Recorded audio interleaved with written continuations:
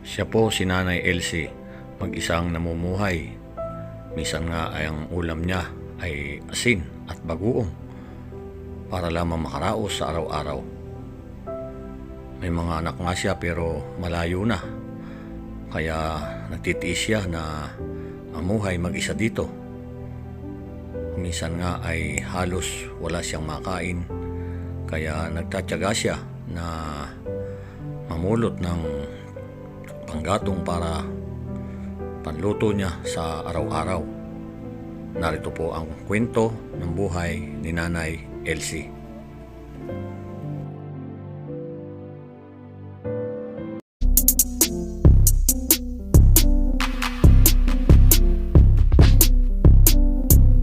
Ayan, magandang umaga po. Ngayon po ay meron tayong isa ditong pupuntahan din dito.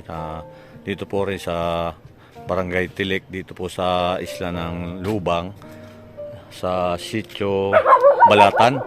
Sitio Balatan at meron po akong nakita dito na isang matanda. Nag-iisa lang po siya. At kahit paano po, mapabutan natin siya ng kaunting tulong. Hanay! Magandang umaga po! Kamusta po kayo? Ayos lang po. Ha? Opo. Pwede po akong pumasok? Pasok po kayo. Sige. Nag-iisa lang po kayo dito, Nay? Oo po. Nag-iisa lang kayo dito? Oo, yan o. Nakikitulog lang po ako sa bahay po na mag-ahay dahil hindi po nga po ako dito makatulog. Ay ngayon, Dahil gawa po na... Ay, ano po pala pangalan nyo, Nay? po, Pangalan po ninyo? LCD Masaka po. Elsie Di Masaka. Po. Bali po, Nay,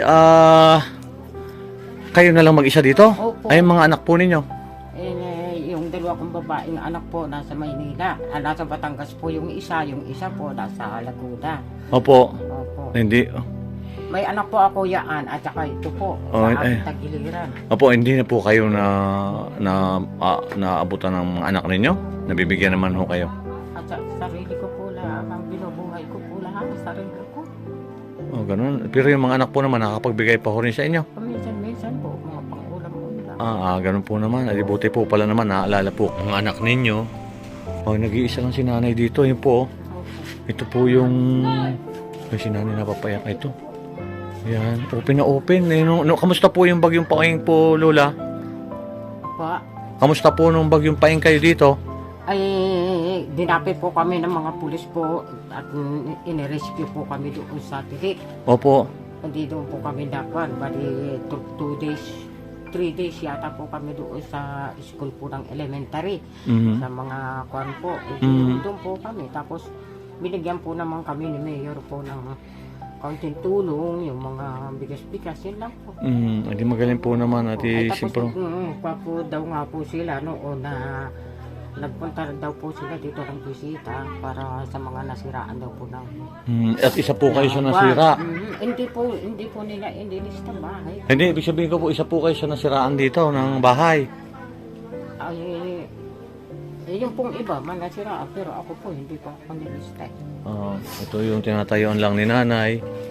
Yan po, dito siya nagluluto. Yan po si nanay.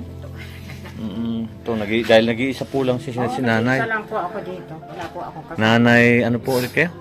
Nanay, ano po? Ano pangalan nyo? LCD Masaka po. Elsie. Opo. Nanay Elsie. Oh, Opo. Nanay Elsie. Opo. At ito po yung tinutulugan ninyo? Oo, yan po. Tinutulungan. Ayan. Ito lang si nanay. Tapos, open na dito si nanay. Ayan, ano po yung tinano ni nanay. Pinagtagpi rin lang na at ano po dito, nung inabot po siya ng bagyo. Yun ho ang naging isang ano po niya. At buti po may mga kapitbahay para paano po matulungan si nanay. Ay wala na, hindi naman po kayo nakakapagtrabaho na, no? Hindi, umaasa na lang po. Umaasa po lang ako sa konting tulong po ng bigay-bigay po ng gobyerno. Yan po ay akin pong... Wala ho kayo ba na ano, yung ang tawag nito, yung nakukuha sa munisipyo? Yun nga pong noon po kaming bumakwiti para po si Mayor po nagbigay po sa amin ng tulong. Opo. Ayun po. Yan muna po. Yan po ang aking inuunti-unti at saka tipid-tipid ko pong pagkain. Yun lang po. Ay di magaling naman po, ate. Kasi itong aking anak at wala rin. At wala rin silang maibigay. May mga anak kayo dito, Mayroon po. pero wala rin naman silang maibigay. Di pagkaano nga lang, Di Sabi na abot-abotan po kayo ng pagkain. Hindi na po naman po kayo nakakapagtrabaho na. Nakapagtrabaho pa ho kayo niyan? Paunti-unti po ako. Ang problema ko lang po, hindi yung pangangaho yan. At saka po yung pagbibig ng tubig. Ayun, oo nga po. Ang tubig po kasi doon panaigib pa sa malayo. Ay dito sa mga, may kaluong naman po dito. Ay, doon sa kaluong po na lang ako kayo? po. Doon po naman ako nagtitigil pa. Kaya nga, dami ko po mga labahin. Hindi na nga po ako nakakapaglabas. Upo po kayo, Lola. Upo po kayo. Saan ba kayo pwedeng umupo, Lola? Ayun. Oo nga po. Eh kayo po. Hindi, sige kayo. Dito po kayo. Upo kayo dito. Yan, para makaupo kayo si Lola. Ay kayo po. Okay lang po, Lola. Ay, di at least po pasyalan, ano po, may bigas po kayo? Meron pa po akong 1 kilo. 1 kilo na lang. Si nanay, ang ulam po ninyo. Wala po akong ulam, bagoong. Ayan, siya. Wala po akong bagoong. Meron pa po akong kape. Nabigay po. Ay, ano po pala ulam ko, katan. Yung bigay sardinas. po sa gobyerno yan. Sa pampoto, sa doon po. Kasi nakita ko may apoy na din eh. Baka ako may niluto kayo dyan na karne ng baboy. Hindi po. Yun lang, hindi. Ito si nanay naman. At least si... Ayan. At pinuntahan natin si nanay. Hindi ba talaga nakakapagbigay ang mga anak ninyo sa inyo? Ano po? Yung mga anak po ninyo nakakapag-abot po sa inyo? Ay, nag-aabot po sila minsan po lang. Pero mas madalas po yung wala. Di, paano yun? Pero nakakain po kayo naman kayo ng sapat dito. Ang ginagawa ko lang po, pag may kaunting tulong na ibinibigay po sa akin, katulad po sa barangay, Opo. opo, akin po tinitipid-tipid. Ang saing ko po sa isang araw, isang gatang, isang araw. Yan po, ang kinuha ko. Kadalasan po ng aking ulam, tinitipid na po ako sa asin. Asin? Ayun lang iniulam ninyo, Nay. Araw-araw, ganoon. Pag mayroon naman pong, halimbawa, mayroon po namang huli itong aking mga kapit ba, itong aking mga lambat po. Nabibigyan ho kayo? Bibigyan po naman sila ng maliit 5 piraso. Oo, maliit na isda. Maraming salamat po sa ating mga kapitbahay din dito kay nanay. Hindi po. Ha? Hindi po. Hindi po nila ako sasabihin po na iniintindi po ako nila. Bigay po ng mga kapitbahay. Kaya po ako kumisan nagtitiis na walaan po. Nanay, ano po ulit kayo, Nay? Po? Nanay? Elsie po. Elsie na, si Nanay Elsie, yan po. Ay, Nanay, may ibibigay po ako sa inyo, pambili po ninyo ng pagkain. Salamat po. Ito po, Nay, tanggapin po ninyo, makakadagdag tulong po yun sa inyo. Salamat anak ko, ha. Ano po ibibili ninyo dyan, Nay?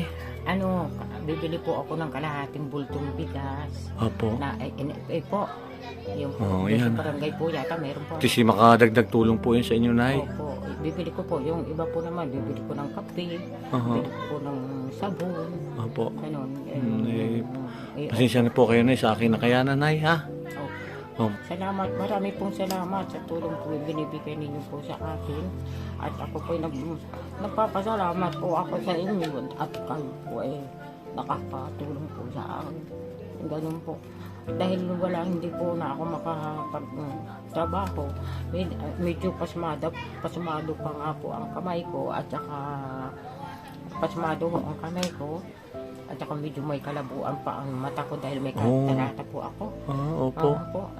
Nagtitiis na nga lang po ako. Lalo may hindi yun. Hinalaan po ang aking pasalamatan. Basta yung po konting tulong na binibigay niyo sa akin. Lalo na po sa pagkain. Ng pambili ko ng gamot. Yun po lang. Dahil ako po ay medyo may kalabuan na po ang mata. May katarata po ako sa mata. Tapos medyo pasmado pa po ang kamay ko. Hindi pa nga ako, nag-iisa lang po ako dito po sa bahay kong barong-barong na wala pa po ang dingding. Tinamaan nga po ng bagyo itong aking bahay. Yan na nga po ang aking kinupan. Malaking pasalamat po. Maraming salamat po. Maraming po salamat, Nay. Nagpapasalamat din po ako kay Mayor at saka sa kapitan po ng titik. Okay po. At saka lalong-lalo na po sa inyo. Opo.